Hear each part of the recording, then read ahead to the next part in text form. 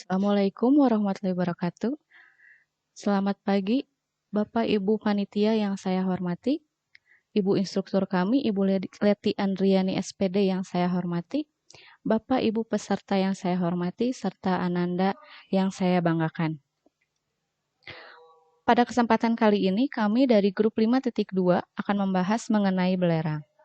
Sebelum itu, izinkan saya memperkenalkan rekan-rekan saya, yaitu ada Ibu Dwi Ajeng Purnamawati SPD dari SMA PGRI Parakan Muncang sebagai moderator dan Ibu Laila Humayroh SPD dari SMK N Negeri 7 Bandung selaku narasumber atau presenter. Untuk mempersingkat waktu, saya serahkan saja kepada Ibu Dwi Ajeng, pada Ibu moderator. Kepada Ibu Dwi Ajeng saya persilahkan.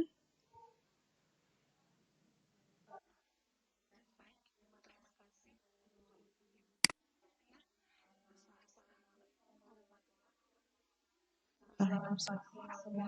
Bapak, Ibu, Guru yang saya hormati, serta sekalian yang saya banggakan. Pada hari ini, izinkan saya kepada saya adalah Dwi Mawati yang sebagai moderator akan membuat biasa diskusi hari ini. Di sini topik yang akan kita bicarakan yaitu fakta daerah. Sebelum dimulai, saya akan perkenalkan terlebih dahulu ya di sini presenter atau narasumber yang akan menyampaikan dan memaparkan materi hari ini, yaitu Ibu Laila SPD. Beliau adalah pengajar yaitu analisa kimia dasar dan proses kimia di SMK di Bandung. Dan untuk mempersingkat waktu kepada Bapak Ibu serta rekan sekalian, silakan disiapkan sebuah poin-poin yang mungkin akan digunakan untuk beberapa hal yang akan disampaikan selama pemaparan materi berlangsung. Di sini Bapak Ibu dan sekalian bisa merumuskan materi atau materi apa saja yang akan mungkin dijelaskan lebih lanjut oleh Ibu Laila di sini. Jika Anda dan Bapak Ibu sekalian ada yang ingin ditanyakan, bisa melakukan raise hand atau menuliskan. Nah, di sini acara yang pertama akan kita bacakan bismillah bersama-sama. Selanjutnya adalah pemaparan materi yang akan disampaikan oleh Ibu SPD. Waktu dan pendapat saya silakan. Sebelumnya sebelum dimulai saya minta sehingga peserta atau partisipasi untuk berlangsungnya pemaparan yang Ibu Laila sampaikan. Pada Ibu Laila saya persilakan.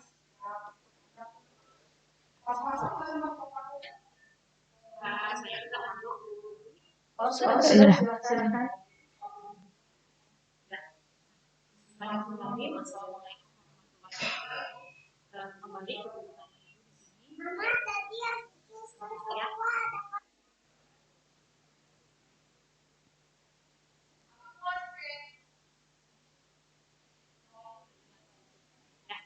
lagi. Assalamualaikum warahmatullahi wabarakatuh. Ya, kembali sama Ibu di sini sekarang. Untuk pertemuan kali ini kebetulan karena memang ada presentasi hari ini dan kebetulan juga Bapak Ibu juga mengajar di Tangerang.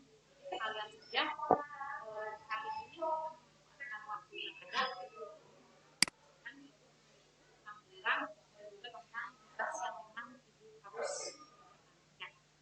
Untuk pertemuan kali ini sesuai dengan yang kemarin sudah kita bicarakan juga di pekan sebelumnya, rencananya kita akan membahas tentang belerang. Dan sekarang akan membahas tentang belerang. Ibu presentasiin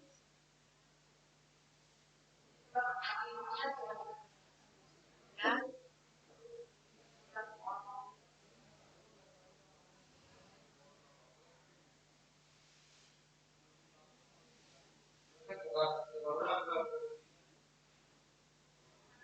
Presentasi nanti akan Ibu simpan di dalam Google Classroom. Jadi kalau untuk lainnya silahkan nanti buka Google Classroom aja ya.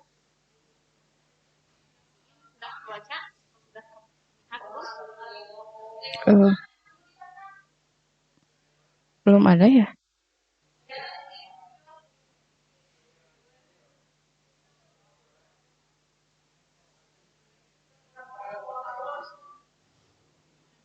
di layar.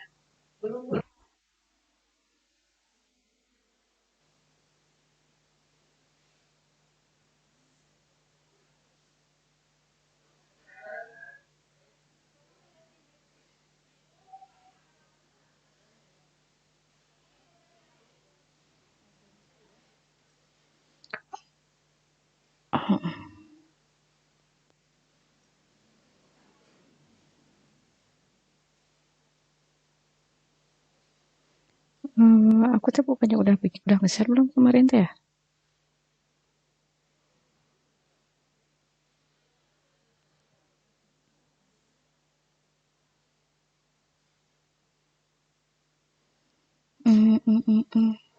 Sudah lihat? Sudah.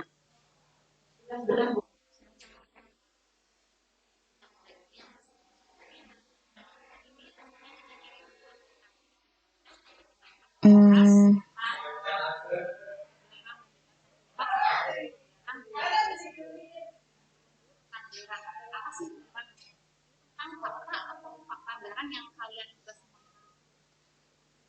usulnya dari mana itu beneran?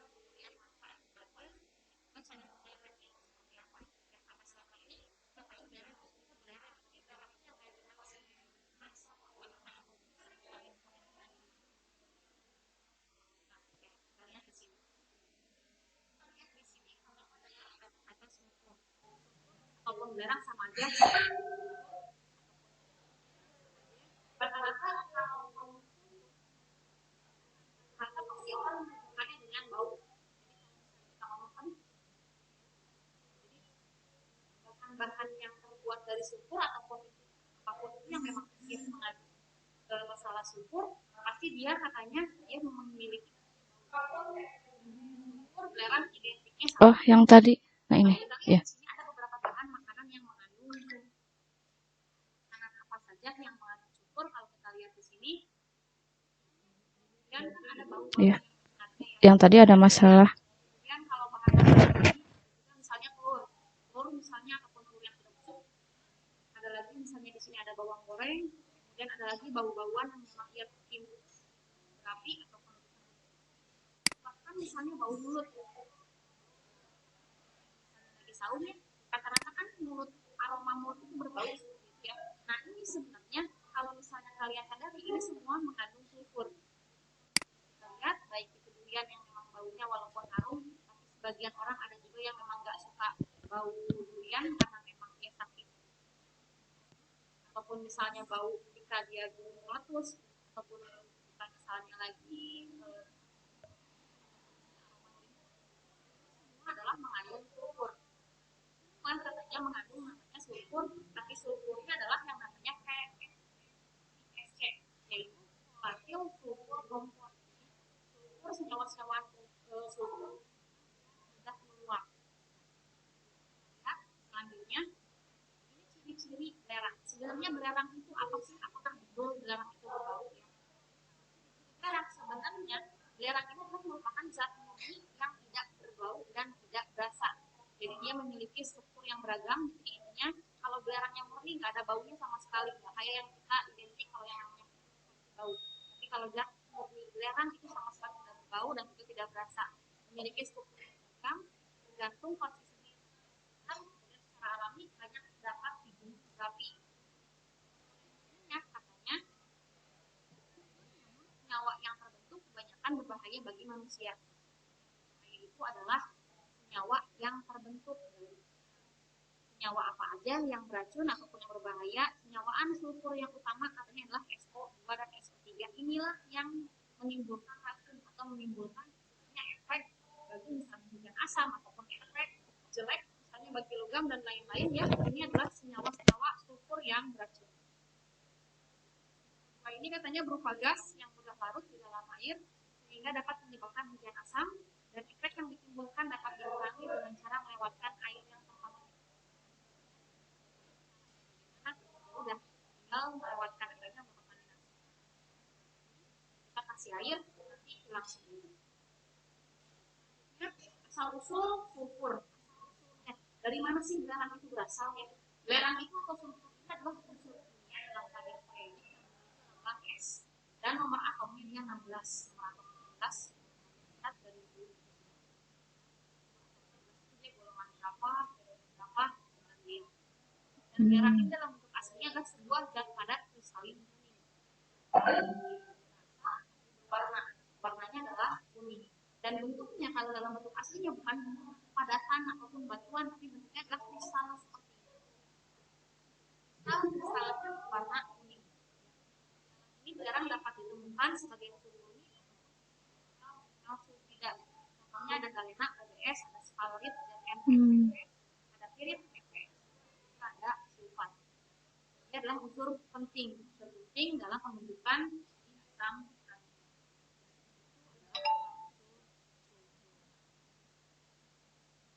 Sifat fisika dan kimia dari belerang.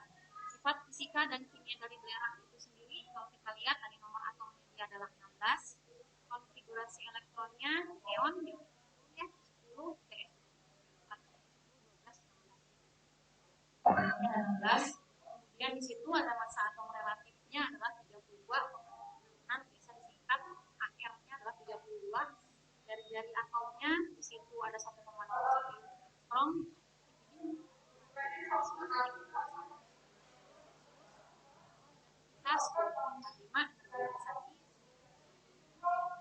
Tingkat oksidasi maksimum adalah 6+6. Strukturnya dia poliatom S8. Kalau misalnya ditulisnya walaupun kita menulisnya hanya S saja, dia poliatom yaitu S8. Reaksi kimia sendiri dengan udara dia bisa membentuk dioksida. Reaksi S tambah O2 menghasilkan S2.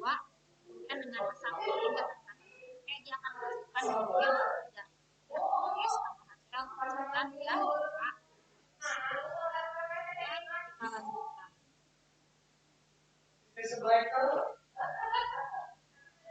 Penggunaan ada sih kegunaan sulfur. Kalau kita lihat di gambar di situ ada kembang api, petasan, ada pupuk, di situ juga ada air aki, kemudian ada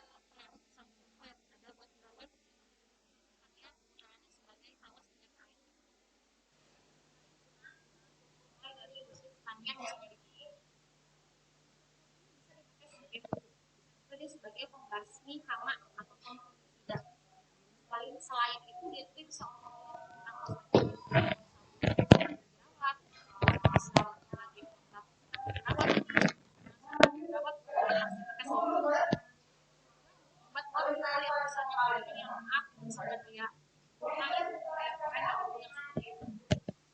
dia sulfur.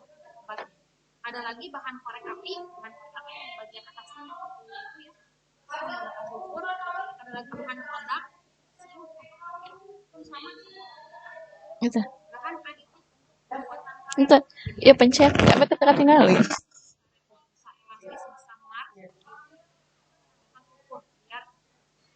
Kalau tanpa sulfur, maka si karet tidak bisa membentuk yang elastis tadi.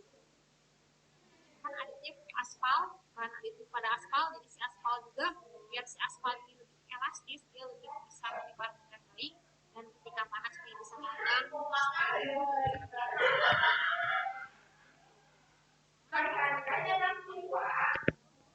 Air itu tawas ya.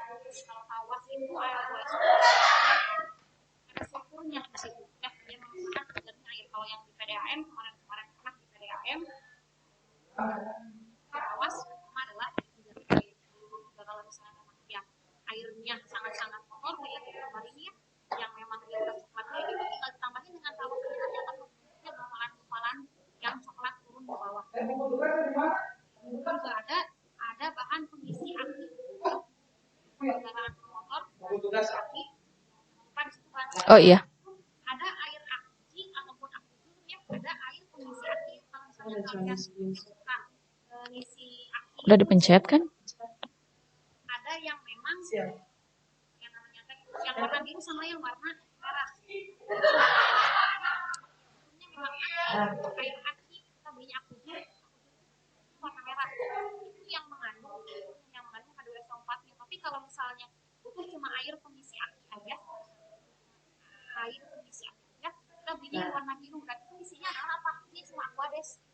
misalnya air pump yang memang diventilasi ataupun aqualisasinya biasa. Jadi kalau misalnya nggak harus beli yang warna biru, kita punya aqualisasi dari rumah. Selain itu yang utamanya juga dia adalah sebagai pelarut. Sebagai pelarut di mana bisa jadi Mananya Arisef teh?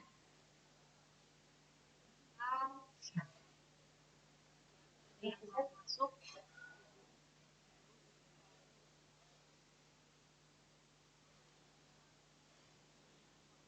sebentar sekitaran 5 menit.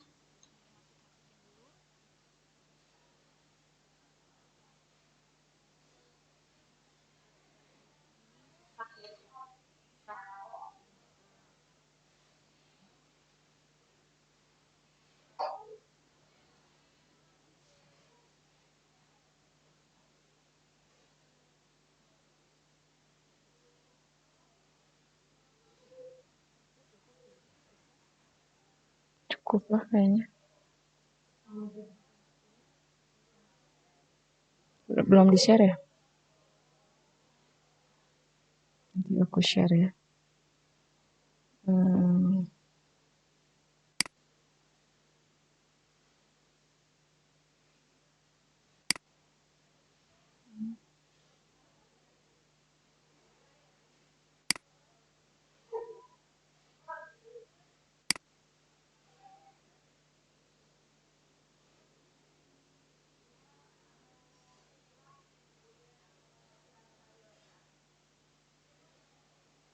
Ada pertanyaan sampai di sini ditampung dulu saja. Karena itu Iya, baik kepada para partisipan yang akan bertanya, silakan isi di kolom chat yang kami akan untuk membacakannya agar Ibu Laila bisa untuk menjawabnya. Silakan.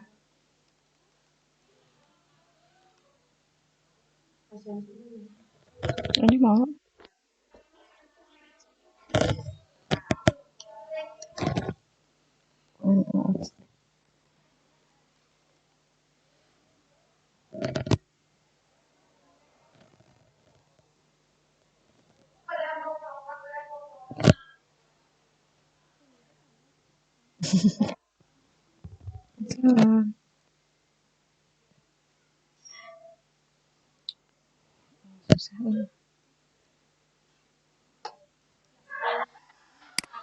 Lanjutkan saja dulu ya. Nah, sekarang bagaimana sih cara pengambilan belerang dari alam? Bagaimana cara pengambilnya? Jadi ada 4 metode pengambilan belerang dari alam. Tadi kita tahu dengan banyak manfaat. Bagaimana sih cara mengambil belerang di alam? Kalau melihat di gambar-gambar tadi kan kayak gitu.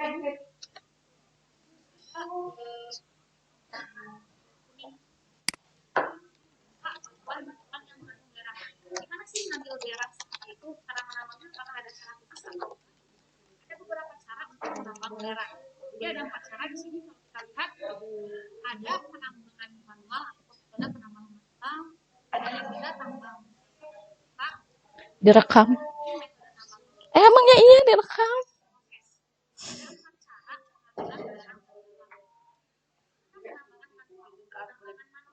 Hah?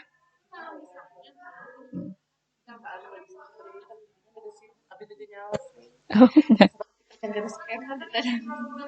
gambar ini kita lihat banyak banget belerang yang ada di atas permukaan. Yang ada di atas permukaan. Belerang cuma dapat belerang yang ada dan ada di atas permukaan tanah, maka kita bisa menggunakan cara penambangan manual. Cara apa? Kita tinggal saja.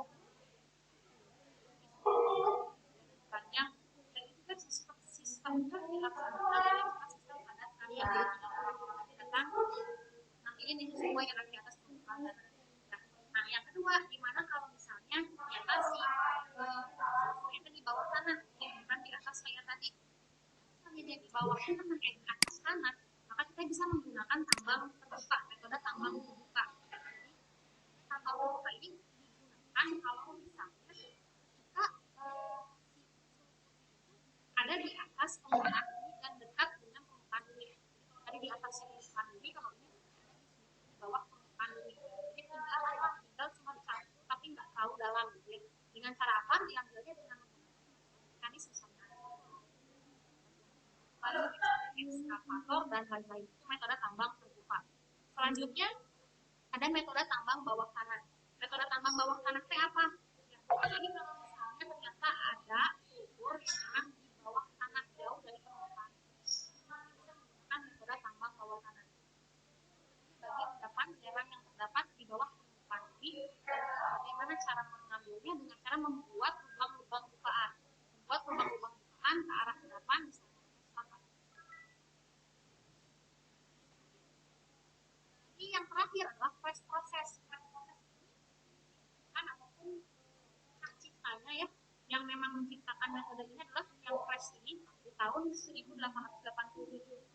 Ini gimana? Ini sama. Kalau misalnya ternyata ada di bawah permukaan, tapi tidak di lubang-lubang bukaan ke arah endapan seperti itu ya, terbikin di dalam tanah seperti tambang bawah tanah. Tapi dia tinggal apa? Artinya tinggal dengan cara menginjeksikan air panas, dengan cara memasukkan air panas ini sekitar 160 derajat Celcius dalam pipa. Kita masukkan orang-orangnya yang kuat. Kita memasukkan air panas ke pipa. Nah, pipa air panas ini fungsinya apa? Dia fungsinya untuk mengalirkan belerang. Dan ini akan menghasilkan lebih banyak belerang yang keambil. Kan pada kedalaman 150 sampai 70 meter di bawah permukaan bumi. Ini dilengkapi misalkan dengan membuat sebuah bor, tapi dengan 4 macam pipa yang bergaris dengan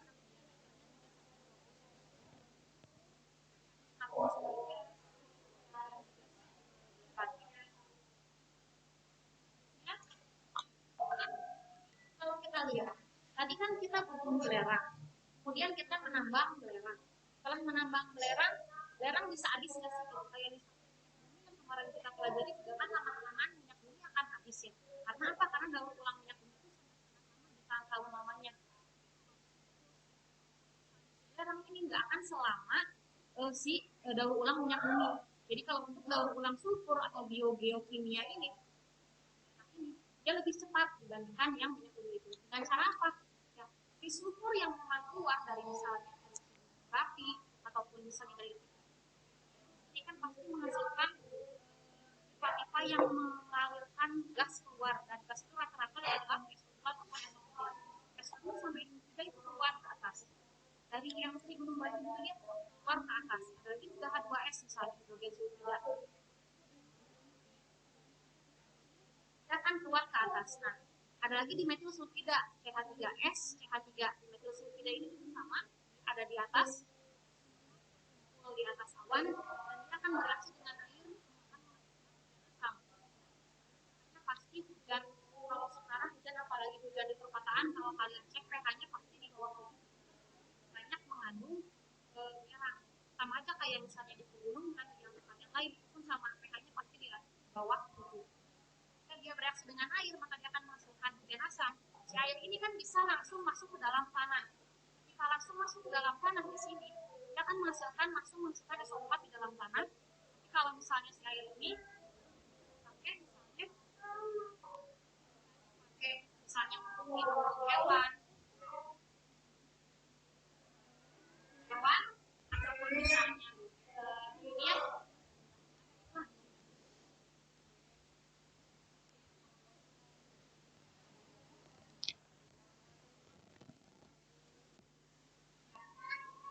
misalnya si air tadi masuk ke bawah ke dalam tanah, kemudian setelah dalam tanah bisa juga masuk ke pohon, bisa juga diminum tanahnya misalnya, ataupun pohonnya dimakan sama hewan kecil, hewan kecil dimakan sama hewan besar. Nah, ini semua nanti akan terdekomposisi ke tanah, akan diuraikan oleh bakteri. Ini bakteri apa aja? Macam-macam nanti bakteri kita lihat. Bakteri ini nanti akan menghasilkan senyawa-senyawa yang lain, misalnya H2S, secara anaerob akan masuk misalnya ke dewan api, akan menjadi bahan bakar fosil yang akan dipakai sebagai bahan bakar industri dan lain-lain. Kita lihat bakteri-bakteri yang berperannya, ada bakteri fosforat, ada juga bakteri yang ini bakteri yang pelajaran mikrobiologi, karena ini pun dipelajari bakteri di sulfur, ada bakteri yang macam-macam, desul, ada sulfobacillum di sini ada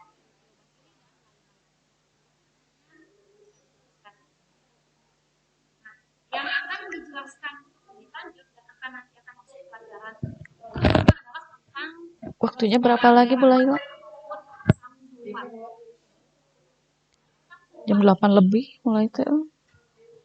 8:30 lebih. Kenapa sih asam sulfat banyak dipakai ataupun kenapa sih asam sulfat itu sangat bermanfaat? Kalau kita lihat di sini 25 menit tuh. senyawaan asam sulfat senyawa darah ini kita banyak sekali Tahu dah. pakai. Hanya di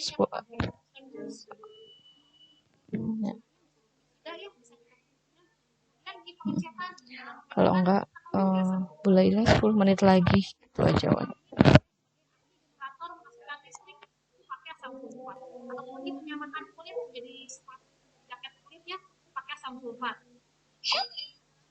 Sabun deterjen pakai asam sulfat. Industri aki kendaraan motor lapisan elektroplating pun pakai menggunakan asam sulfat. Jadi sangat banyak penggunaan asam sulfat. Makanya inilah senyawa darah yang paling banyak diproduksi. Tadi ini ada dua macam, nanti ada di tebal juga dengan menggunakan kontak proses. Soalnya kan materi. Sini kalau misalnya bahan baku dengan menggunakan bakteri LPS2 itu ada tirin sebagai bahan baku di timbal, sedangkan untuk kontak dia ada gas SO2. Katalisnya kalau di timbal dia menggunakan NO sama NO2, kalau kontak pada di sudah kandungannya 70%, nanti di timbal kalau di kontak sampai dengan 98%. Biaya produksi kalau di timbal murah, sedangkan kalau di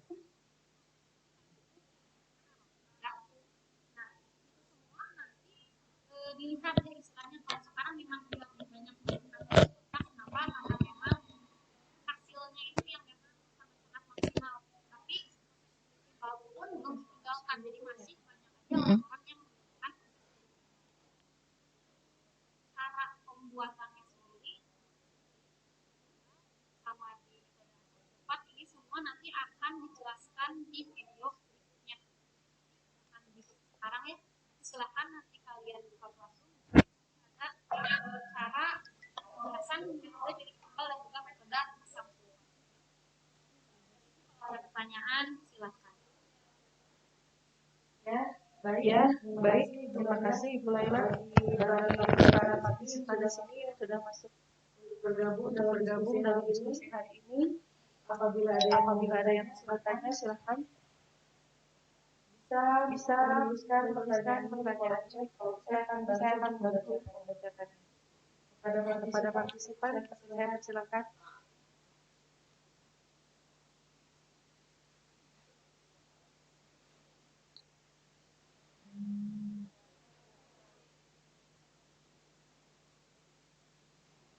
Dan tak lupa saya ingatkan pada seluruh partisipan yang sudah masuk, silakan presensi yang sudah dibagikan di kolom chat.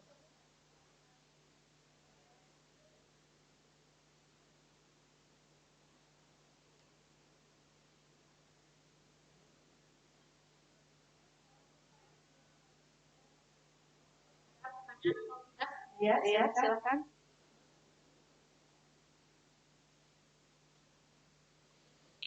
Link presensinya. Oh, udah. Kalau pertanyaan mungkin nanti aja, mungkinnya di kelas ya, mungkinnya Putri. Iya.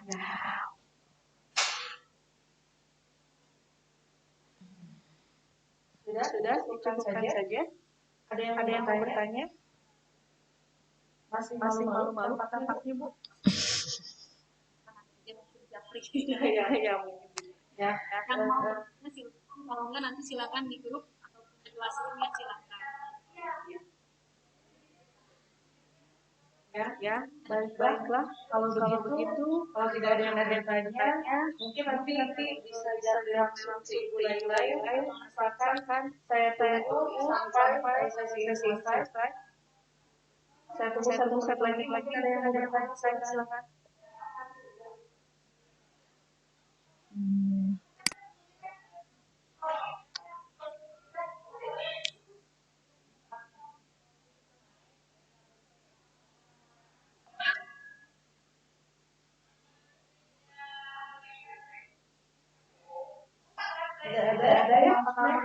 Baiklah, Bapak Ibu beserta anak sekalian, kita telah menyaksikan pembahasan dari Ibu Laila yang sangat sekali kita tentunya dengan materi yang disampaikan tadi menambah pengetahuan kita tentang apa itu Laila.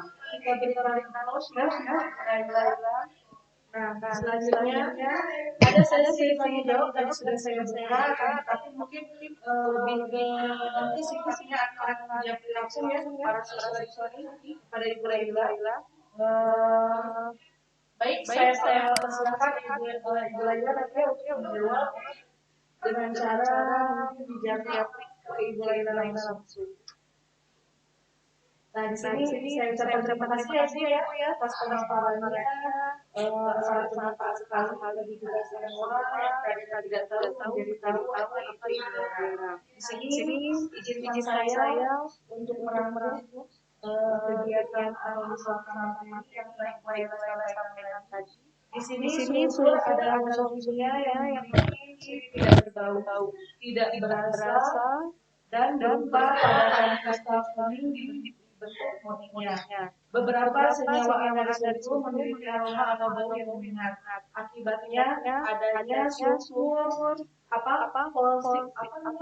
sulfur compound atau VSE, yaitu senyawa anisotop yang mudah menguap dan menimbulkan aroma yang hangat. Senyawa anisotop ini memiliki sekitar manfaat baik di industri kimia, industri pertanian, industri tekstil, makanan, dan kosmetik yang sering kita gunakan sehari-hari dan juga untuk industri farmasi.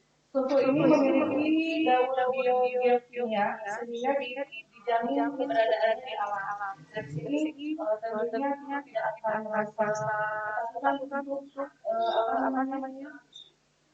merasa karena di sini kawasan di Indonesia khususnya banyak yang masih aktif dan tentunya memiliki banyak kandungan sulfur di dalamnya. Nah, di sini mungkin demikian ya untuk diskusi untuk hari ini. Maafkan kelompok kami apabila memiliki salah dalam mengucapkan atau misalkan menyampaikan materi selama proses kegiatan. Saya sebagai moderator maaf dan membuat kegiatan diskusi hari ini. Untuk itu acara saya akan pindahkan langsung atau misalnya diberikan kepada Ibu Putri. Saya persilahkan.